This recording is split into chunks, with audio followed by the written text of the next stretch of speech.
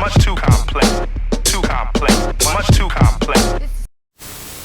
Welcome back to the BlackTrack, where I do commentary and review on movies with an all-black cast or at least a black lead. Today I'm going to be talking about the movie Boomerang. Boomerang asked the question, what would happen if a playboy meets a playgirl who treats him the same way he treats other women? That's the situation that the character Marcus Graham has to deal with in this 1992 film directed by Reginald Hudlin. Hudlin directed Boomerang 2 years after directing his first movie House Party, which I've already covered on the BlackTrack. Boomerang stars Eddie Murphy, who had to tone down his comedy a little in this movie to play a smooth-talking, romantic ladies' man. He's definitely still funny, but unlike other straight comedy movies, Boomerang takes his subject matter more serious. This is one of those movies that showed just how versatile Eddie Murphy can be, and I feel like he helped produce the movie just to give himself a challenge. He's backed up by a fairly new at the time cast of actors and comedians who hadn't yet become the major stars that they are today, like Martin Lawrence, David Alan Grier, Halle Berry, and Robin Givens. Boomerang is one of those rare black romantic comedies with a big budget, and because of that, I think it was taken a little more serious than your usual comedies. Reginald Hudlin said that originally, no studios wanted to pick up the movie, but Eddie Murphy had a good bit of clout in Hollywood at the time and convinced the studio to accept it. Boomerang was accepted as a good movie in 1992, but is it good enough to be accepted as a great movie in 2021? Let's BlackTrack and find out.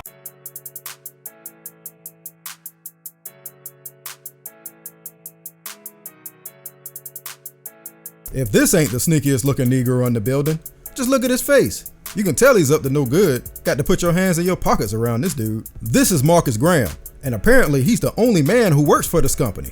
I guess that kind of makes sense since this is a cosmetic company, not exactly our expertise. He not only speaks to, but also compliments every woman in the building on his way to his office. I'm sure Marcus just violated every fraternization rule that exists. Where's human resources when you need them? Hey, do me a favor and send a single long stem rose to Carrie, Tracy, Miranda, Cassandra, Allegra, Sherelle. About 3 Kims. I'm amazed that he can even balance it all with his job with the amount of women he tries to keep around. I guess that's why he delegates a lot of his job to this guy Nelson here. Marcus is a marketing exec, so it's his job to oversee commercials and stuff like that. And boy, does Nelson have an idea for him. Kiss me.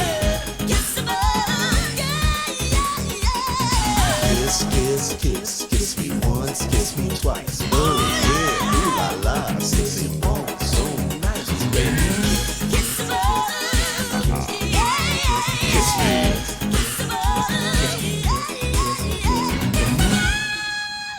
You know, that wasn't so bad. It's not gonna play during the Super Bowl or anything, but I could see it playing during a Tyler Perry TV show or movie or something on BET. I've seen worse. Apparently, Nelson has a tendency to go overboard, so Marcus tells him to lose the sexual innuendo and get back to him. I was wrong about Marcus being the only guy at the company, because he's got some homies who work there too named Tyler and Gerard, played by Martin Lawrence and David Alan Grier. Everybody knows how funny Martin is, but surprisingly, in this movie he kind of plays a straight man, and his comedy is a bit tame compared to other roles. In this movie, he's a hotep dude who sees racism in the smallest things. I ordered the duck, right? What vegetable comes with that? Ooh, that's a good one.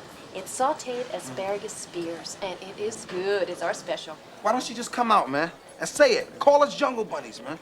What? Asparagus spears? What? If we were white, it would have been asparagus tips.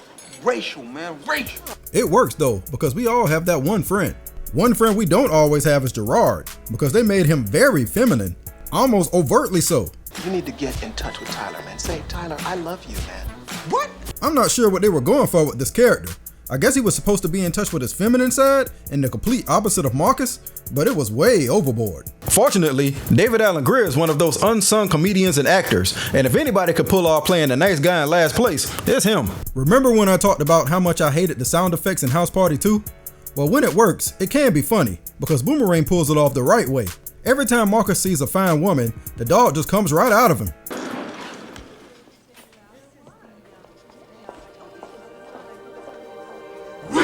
Definitely, no, you're definitely, it's the real thing.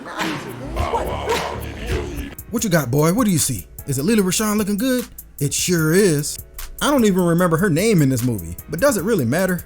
Marcus comes up with a scheme to trick her into thinking he's lost his dog, and I want to trash the idea of him wasting money on a leash and going through all this effort instead of just approaching her and asking her for her number. But deep down, I'm impressed that he could think of all of this so fast on the fly after seeing she's a dog lover.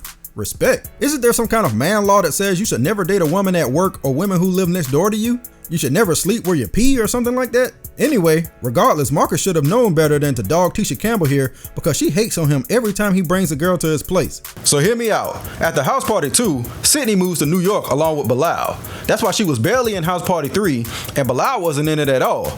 Let me find out Boomerang exists in the house party universe. Yeah, I know the movie says her name is Yvonne, but just let me have this one. Leela Rashawn came over to Marcus's place already knowing what she wanted. Sweet Jesus, I'm with you, Marcus. And it doesn't take long for him to talk her right out of her drawers that she may or may not have been wearing. I always wondered how he ended up back at her place when she was shown earlier showing up to his house, but it's probably best not to question the genius of Marcus Graham. You know, it would probably be easier for Marcus to find the right woman if he didn't have such a weird foot fetish. That's right, he's funny about women's feet and sneaks a peek at Leela's in the middle of the night, only to discover the horrific truth of the cornfield she's growing. She even got a little toe jam and Earl action down there. He looks horrified and sneaks out of there in a hurry. Men, I'm sure you snuck out of many a place, but has it ever been for a reason this petty? It's funny, when I watched this movie as a kid, I understood the sex, I understood the adult jokes, I even understood the stuff about the feet, but I had no idea until recently that the company Marcus was working for was going through a hostile takeover from another company named Lady Eloise. Flew right over my head. Marcus isn't going to let the opportunity to advance go over his head though, and sets up a meeting at the house of Lady Eloise herself, who's played by Eartha Kitt. Man, old lady really has done well for herself. Check out this mansion. Now I know what you're thinking. There's no way that Marcus is that thirsty for a new position that he would try to hit on an old lady and dust off her private parts for old time's sake. But you'd only be half right, because you see Lady Eloise hits on him the moment he shows up. But if you thought Marcus Graham wasn't going to try to cash in on some social security sex, then you underestimate just how much of a savage this dude truly is. Even the butler knows what's up.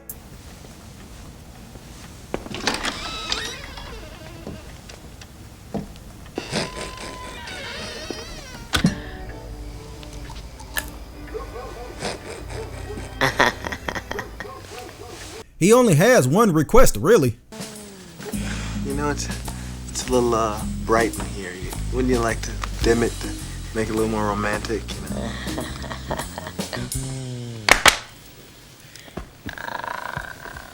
Could you get it just a little darker? Smell like milk bones in this motherfucker. Marcus spies something new in the building, and the movie makes it seem like she's the most unique person to ever grace the place. But if you ask me, she looks no different than any other female in there. Marcus doesn't even put nearly as much effort into trying to get her as he did Leela, and she laughs at his weak attempt. He's shocked that it didn't work, but this isn't just any old skeezer. This is Jacqueline, and she's Marcus' new boss. Marcus is a little confused because he thought knocking the dust off Lady Eloise meant that he was in first place to get the job. Good thing he's good at what he does, or else he would have been replaced like this sign in the background I never noticed. Jacqueline is played by Robin Givens, and for this to be only her second major motion picture, I feel like she's a natural in the role. In researching the movie, I learned how much effort was put into her costume design.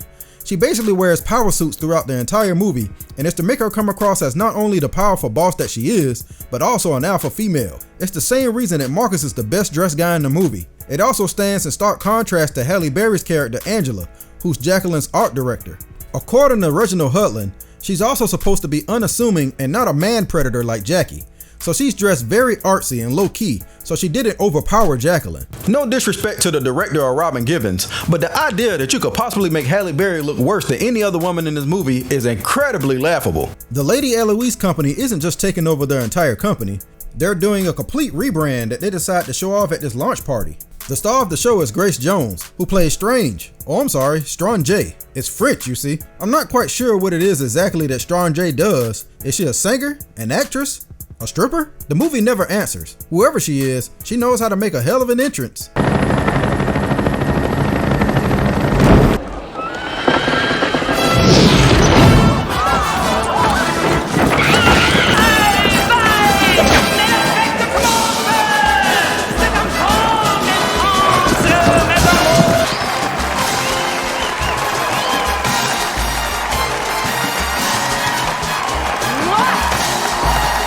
The director said that originally they wanted her to come out with panthers, but was told that they would react to any woman in the room who was on their cycle. Props for the safety, but I feel like we got cheated. If you thought this movie had too many comedians already, here comes Chris Rock playing Boney T, the company's male guy and a dude who's just trying to move up in the world. He seems to know everything that goes on in the company and tells Marcus that they have a pool going to see how long it's going to take him to hit Jacqueline. Damn, she just got there. Marcus got a hell of a reputation. Whatever Strange is, I love her because she gives zero fucks. They're giving her her own perfume and she has a few ideas about how it should smell. And I bet when this dude woke up this morning, he didn't know he was going to be on an episode of BET Uncut. What that thing smell like? Why is this guy wearing a lab coat? Is perfume really made by scientists in a lab? Never knew it was that complicated. Strange must smell a little mussy because the whole table is playing hot potato with her drawers. Except for Nelson nasty ass, of course. She has a few ideas for the name of her fragrance, but they are definitely not family friendly. Love puss. Pig puke. After birth? After what? After birth. Still vagina. Marcus comes through and saves the day by coming up with a better name instead. That's what we should call the perfect Strange. Damn, that took very little effort. I see why he slept with Lady Eloise now. He know any crackhead off the street can do his job. Apparently, Jacqueline was impressed enough with his performance to agree to a date at Marcus' house, and I always crack up at how excited he is about it. I mean, I know it's a man thing to clean up and everything when a girl comes over, but this Negro cutting roses to scale and turning on fake aquariums and all, it's a bit too much for me, dawg. Even after all that, he still tries to come off as not too thirsty by taking his time to come to the door. I was gonna leave. I didn't think anyone was home. I'm sorry, I dozed off. Oh, that's a good one. I like that. So fellas, have you ever found yourself in a situation where no matter how many hints you throw towards the bedroom, the girl just doesn't seem to catch it? Well, old Marcus here can relate, because it seems old Jackie knew exactly what to expect. She would rather be watching a game of basketball on TV than to actually play with Marcus balls, and that look on his face is so relatable. He's miserable and is quietly pondering ways to get her to leave. Trust me, I know. He ain't even want to walk her outside. He drove Leela all the way to her house, so you know he definitely mad as hell. That's the bad thing about having to work with people who you like and things don't go your way. Now you got to go to work with them and pretend like you don't feel some kind of way about the situation. It's not all bad since one of the perks of the job is free trips to New Orleans for business. Plus Marcus gets to sit next to Angela, which would make most men happy if Marcus wasn't so stuck on Jacqueline.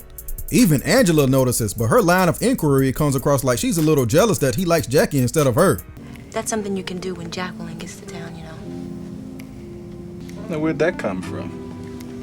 I don't know. Where did that come from? Who said that? See, Marcus, when you don't have expectations, it's a lot easier to have fun when you're out with the female. Marcus takes it a little too far on the dance floor though, but I think it actually helped to get Jackie a little hot and bothered, because back at the hotel, she drops all pretense of being his boss and drops a few other things also on the way to the sheets.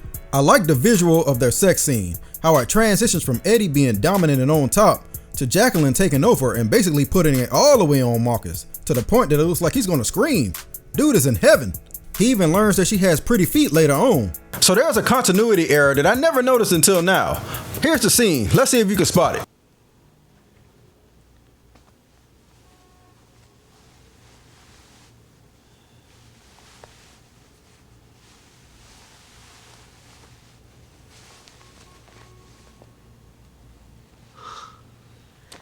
Yes. Did you see it? Her leg is across his body in one shot, but once he pulls it over her feet, they are straight out on the next shot. Sometimes it's a testament to how good a movie is when you don't even notice little stuff like that. Man, that stuff must have been like pure heroin straight from the Ozarks to Marcus, because look at how he's all over Jackie back at the office. He's like a little puppy. He's already in love after just one hit, but Jackie puts the brakes on that and tells Marcus that she'll have to fit him into her schedule if he wants more of the good stuff. And by fit into her schedule, she means 3 weeks from now, to which Marcus loses his mind about. Man, you better go ahead and get you some more of that Lady Eloise in the meantime. Stop being so picky. Marcus sets up a date at a concert in what looks like a sketchy part of town. I say that because he's approached by these two guys trying to sell him some probably fake gold jewelry. The two guys are played by the director Reginald Hutland and his brother Warrington, who looks to be once again reprising their role as the same thieves from the first House Party movie. Yet another hint that this is the same universe. Jackie doesn't even show up to the concert and instead comes to Marcus' house to offer a half-ass apology. It's kind of funny that Marcus doesn't go for it because it's all the stuff he's done before to other women, so he knows it's bullshit. Jackie has another trick up her sleeve though that Marcus hadn't thought about. I think it means you forgive me. Yeah, showing up to a house half naked would be enough for most men to forgive you immediately, but it's only going to work for females. Fellas, if you try to show up butt naked in a trench coat, that woman is going to laugh you all the way outside until your Uber. She puts it on Marcus one more good time to get him out of his feelings and leaves him $40 for his services. Nah, I'm just playing. It's the $200 for the tickets to the concert. It's still funny how she put it on the dresser to make Marcus look like a common hooker though. Jacqueline might as well be his pimp since she's advertising his goods all over the office. Marcus finds out the hard way when he goes on a business dinner with Jackie and Strong J to talk about an upcoming trip. But instead, all Strong J wants to know is when she's going to be able to put that afterbirth on him. When are we gonna fuck? Marcus is caught completely off guard, but he's had sex with worse women, so I'm inclined to believe that under different circumstances, he definitely would have clashed steel sword with steel vagina. Marcus tries to get out of it by claiming that he's gay, but Strong J knows a gay man when she sees one. I know a gay man when I see one. I know what the gay guy looks like. My brother is gay. And he's gay.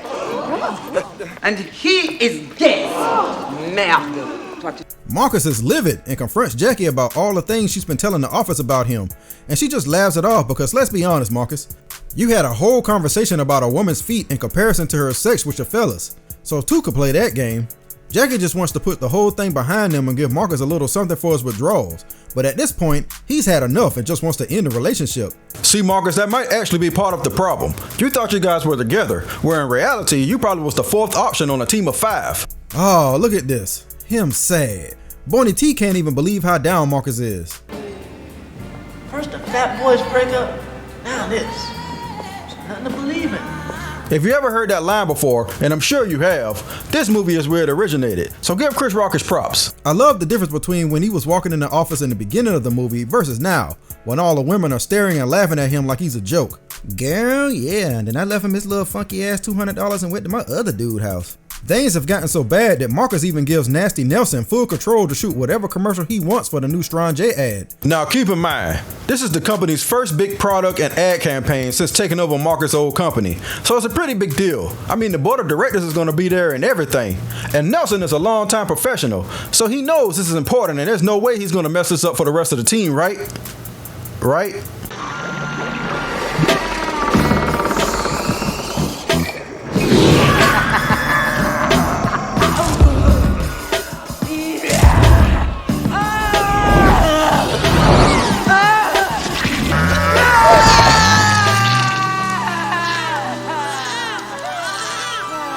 It's a boy, you done fucked up your job. Side note, it's weird to me that in this movie that celebrates so much blackness, the board of directors is completely white. I mean, it's a movie, so it's complete fantasy. So that means you could have made the board of directors any race you wanted, but still they settled on old white dudes. I just always thought that was kind of funny. Marcus blames the disastrous commercial on his failed relationship with Jackie, but she sets him straight about the truth of the matter. Oh, come on, Marcus. I didn't ruin your life. You ruined your life. I said this was gonna happen. I was just hoping it didn't happen with you. They don't fire him, but they give him a leave of absence to get his head right and detox off Jacqueline. Eddie's body language here is top notch, and he's a master of subtle physical comedy. Just look at him. He's like a scorned child. This seems like the perfect chance for Angela to swoop on in and pick up the pieces. She takes Marcus down to a community center where she teaches art to kids in their free time. This little distraction is just enough to get them both thinking creatively to come up with a new commercial to save Marcus's job.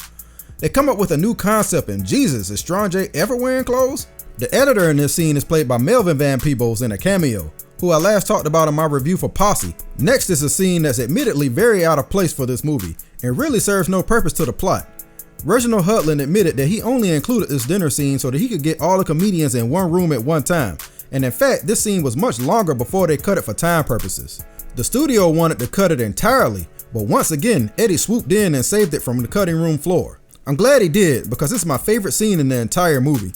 Gerard's parents come over for dinner at Marcus' place, and they invite Tyler and Angela along. Gerard hates his parents, played by John Witherspoon and BB Drake, who you might remember as Myra from the Martin TV show, or if you're a little older, from some TV shows like Good Times. She's a very underrated actress. They're playing a married couple once again, because they're also the same married couple from the first House Party movie who were complaining about the noise. So that seals it for me. Boomerang definitely takes place in the same universe as House Party, and that's not a thing you could tell me otherwise. It says a lot about the late John Witherspoon when he can be in the same room as Eddie Murphy, Martin Lawrence, and David Alan Grier and still steal the show. Now, Marcus, I hear a girl dog got you pussy whipped. Why don't you reverse it? Don't be pussy whipped.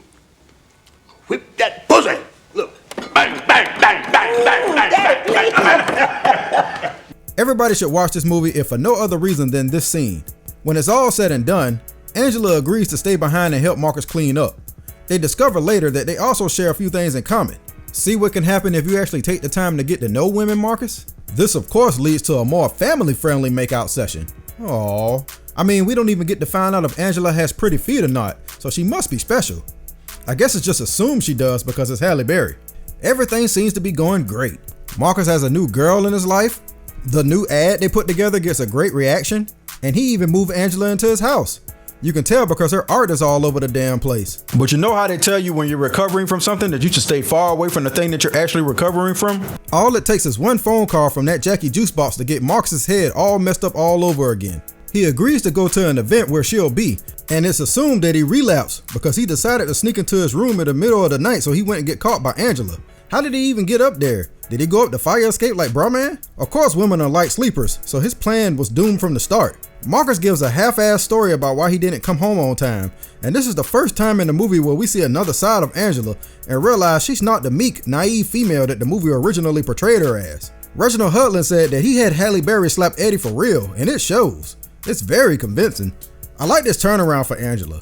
If you couldn't tell by now, this movie is low-key about women empowerment. Every female that he comes across is strong in some way, whether it be Jacqueline being his boss, Strange being so aggressive, or Angela standing up for herself. It takes the idea of the subordinate, submissive woman, and halfway through the movie completely turns it around. Marcus goes back to Jacqueline one more time, I guess to get closure, but realizes that he still loves Angela and takes some of his power back. In the original script, the movie was supposed to end somewhere around here, and honestly, I would have been happy with that. Marcus loses out on the best woman he's ever met, and in the end also learns a life lesson. Unfortunately, those damn test audiences strike again and thought the movie needed a happier ending. What we get feels a little tacked on, and even the director admits that it could have been a little better. Marcus uses the kids from Angela's art class to get her spirits up when he visits her at her new company. It doesn't really work, and his reasoning for wanting her back is pretty flimsy. She eventually decides to go for it and give him another chance, but I don't know. It just feels rushed and undeserved, but at least those test audiences are happy. I just feel like it should have ended right after he told Jacqueline goodbye. Forget all of that though. What happened to the kids? Did he just leave them at Angela's job? Or even worse, make them walk by themselves? See, this is what happens when you rush endings. Let's get to the grade.